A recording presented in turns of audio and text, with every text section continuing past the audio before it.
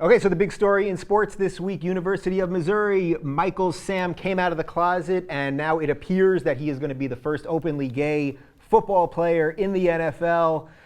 Is this going to destroy professional football as we know it?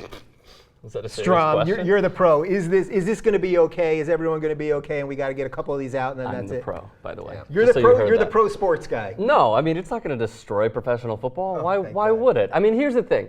ESPN put out this piece, and they interviewed Copeland, who he is great friends with, and they also interviewed a few other players, and they showed the positive sides. There are many negative sides that we're not seeing to this. Jason Whitlock even tweeted it out. Look, locker rooms are tough. There's a lot of homophobia involved. They showed the positive side. There is a negative side. But it doesn't mean that it's going to destroy professional football just because of one man's choices. That's the most ridiculous thing. And I know I'm not dogging you. I like that you went with it. Yeah. I know. But no, it's not going to destroy professional football. Ben, the locker room thing, can they deal with it? Will the players be able to? Will Michael Sam not be able to jump on every player the way that they say he's going to?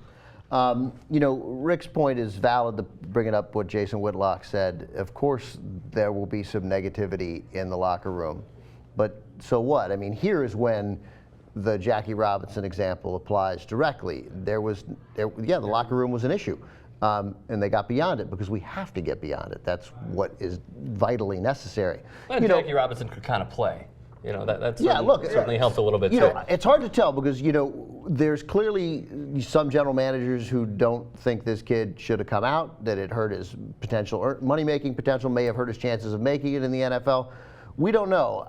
Fingers crossed that there will at least be, because it only takes one team to recognize there's talent here. So I hope he makes it. I don't believe I hope not everyone who's saying he might not get drafted is right. Is part of the draft thing, though, not that he's coming out, but that a team, I sort of think there's some validity to this, that a team might say, we just don't want a season's worth of crazy media distraction. That is a legitimate argument. I'm not defending it by any stretch, but I can understand an organization saying, no matter what it was, gay, whatever, we don't want some sort of distraction riding us along the entire season. I think that's horseshit. I think it's wrong. Right. Why hasn't Jason Collins been signed then? Well, Jason Collins was averaging 1 point. Jason Collins is 35 years old and averaged a point and a rebound. Yeah. Like it's entirely possible. Yeah, but he's totally valuable to many NBA teams. I don't think I truly think that they didn't want the baggage that came with it. If you want to compete in the playoffs and have that one guy go in and grab a few rebounds a game, why not? Imagine if Jason Collins, where he ended last year with the Wizards, imagine if he were still with the Wizards. You think it'd be a circus in the Wizards locker room? I don't think so. I mean, it can't get worse than Javaris Crittenton. So I just think that argument, there are always distractions. And those distractions eventually go away.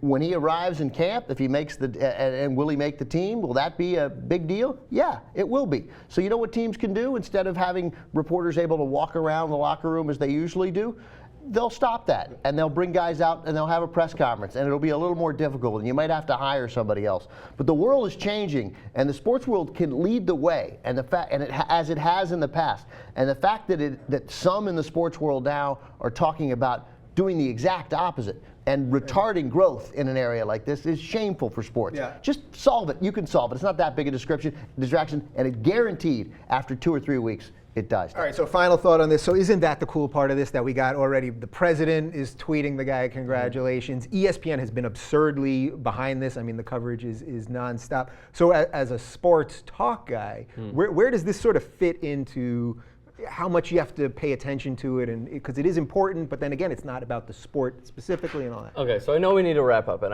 here's basically my last point. Those people who think that that Michael Sam is wrong for coming out and whatnot, it's who he is. Like, again, it's not going to destroy NFL locker rooms. It's not going to kill the sport at all. He's still a person. He's still a human being. Those same people. It might make him a better player, actually, to actually be out.